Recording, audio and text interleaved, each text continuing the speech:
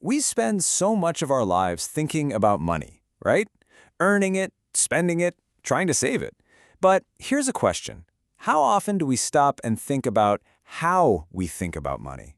Because it turns out that's the whole ballgame. Your mindset, your behavior, that's actually the single most important piece of the puzzle when it comes to building wealth. Okay, so let's kick things off with a bit of a riddle. Do you think a janitor, someone with a pretty humble job, modest income, could they die a multimillionaire? It sounds kind of crazy, but the answer is a resounding yes. Let me introduce you to a guy named Ronald Read. He was a janitor and a gas station attendant up in Vermont, and he totally blew people's minds when he passed away back in 2014. Because when he died, his estate was worth a staggering $8 million. And no, he didn't win the lottery. He didn't get some massive inheritance. All he did was save what he could, put it into solid blue chip stocks, and then he just let it sit for decades. He let that magic of compounding, where your money starts making its own money, do all the heavy lifting. His story is just the perfect way to set up the big idea we're going to dive into today. And that big idea is summed up perfectly in this quote from Morgan Housel's amazing book, The Psychology of Money. He says, "Financial success is not a hard science. It's a soft skill, where how you behave is more important than what you know." I mean, that's Ronald Read's story in a nutshell, right? It wasn't about complex formulas. It was about his habits, his patience, his mindset. That's what really moves the needle. So the big question is, how do we get better at this soft skill? Well, we're going to break it down into 5 crucial lessons. All right, first up, lesson number 1, the price of entry.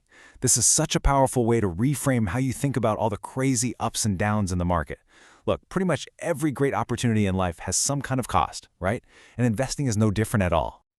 Just think about it like this. Let's say you want a really nice new watch. You've got 2 options. Option 1, you walk into the store, you pay the price on the tag. Option 2, you try to steal it and make a run for it. I mean, we all know which one is the right choice, obviously. We just accept that if you want something valuable, you have to pay the price for it. And here's the absolute key. When it comes to investing, that market volatility, those scary dips and crashes that freak everyone out, that's not a fine you pay for doing something wrong. It's the fee. It's the price of admission. It's what you pay to get access to the incredible opportunity of long-term growth. You just can't have one without the other. They're a package deal. And just think about what that price looks like. Let's say you invested in a simple S&P 500 index fund. Over the long haul, you would have done great. But man, you would have had to pay the price along the way. You would have had to live through and stomach Black Monday in '87, the dot-com bubble bursting, the absolute chaos of the 2008 financial crisis, and then the COVID crash in 2020. Enduring all that fear and uncertainty, that was the price. That was your non-negotiable ticket to earning those returns. Okay, so if lesson 1 is all about paying the price to stay in the game, lesson 2 is about a different problem, knowing when you've actually won. This one's called the goalpost that moves, and it's all about that dangerous trap of social comparison, that little voice in your head that says it's never enough, which can completely sabotage even the richest people on the planet. Capitalism is an incredible engine for generating wealth, but boy, is it also good at generating envy. Just look at this ladder of envy. You've got a doctor, makes a cool $500,000 a year. He's feeling pretty good about himself, right? Until he looks next door and sees his neighbor Stan, the CEO, is pulling in $10 million a year. But then Stan feels kind of poor compared to his buddy Michael Jordan, who's worth a couple billion. And you know what? Even Michael Jordan can feel small if he's at a party and Jeff Bezos walks in. The point is, there is always a bigger fish. That goalpost will just keep moving further and further away if you let it. And chasing that moving goalpost isn't just a mental game. It has real, totally destructive consequences. It pushes people to take on insane amounts of risk, to cut corners, even to commit crimes. They end up losing their reputation, their freedom. They sacrifice the things that actually make life worth living, like their family and friends, all because they're chasing more. Honestly, the hardest skill in finance is getting that goalpost to just stop moving. Which brings us right to our 3rd lesson, your financial reality. And this is a really simple but honestly profound idea. It's this: nobody is crazy. We all make financial decisions that make sense to us based on our own totally unique experiences with the world. Let's take lottery tickets as an example. So, get this, the lowest income households in America spend on average more than $400 a year on lottery tickets. That's 4 times more than the highest income folks. And, from the outside looking in, you might think that's completely irrational. especially when you hear that a lot of those same people couldn't cover a $400 emergency. But we've got to try and change our lens here. Think about it from their perspective. If you're living paycheck to paycheck and you don't see a lot of ways to get ahead, buying a lottery ticket, it's not really a financial calculation. It's buying a dream. It might be the only tangible hope you feel you have for a completely different life. So yeah, what seems totally crazy to you or me might make perfect sense to someone else, given their reality. So, just like our own personal experiences shape our financial reality, so do these huge, unpredictable events out in the world. And that brings us to lesson 4. Expect the unexpected. Because if you look at history, it's basically just one surprise after another. And our financial lives, they're no different. These things are often called black swan events. Things like World War II, the 2008 financial meltdown, or the COVID-19 pandemic.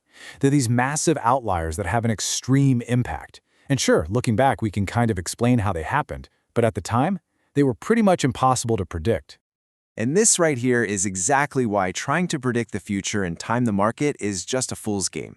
Check this out. If you invested in the S&P 500 for 20 years, you'd have seen a return of 291%. Pretty great.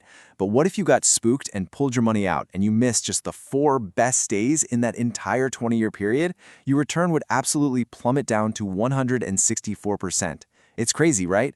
A tiny handful of days, which often happen right after the worst days, are responsible for most of the gains.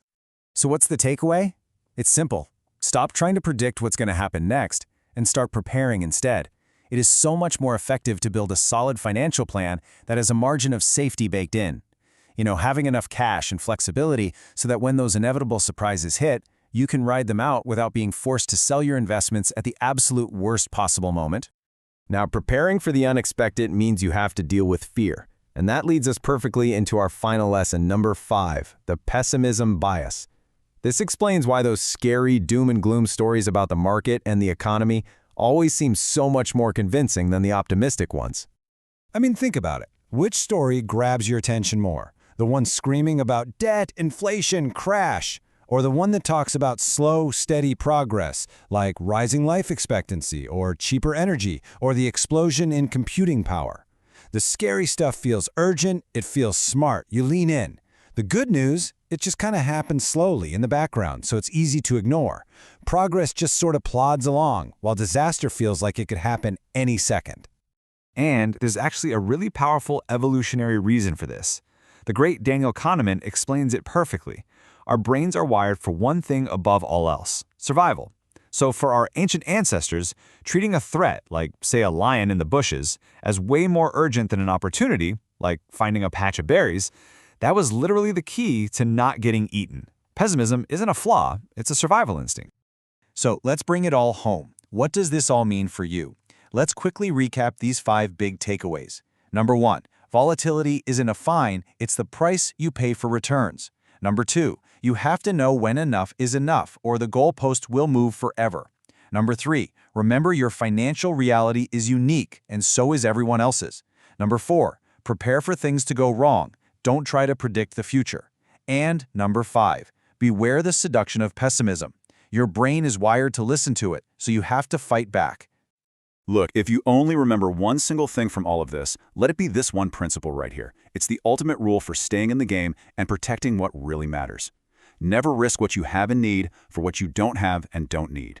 It's so simple but so powerful. Don't risk the things that are absolutely essential for your happiness, your good name, your freedom, your family, just to chase an extra bit of money that honestly you probably don't even need. So I'll leave you with this one last question to chew on.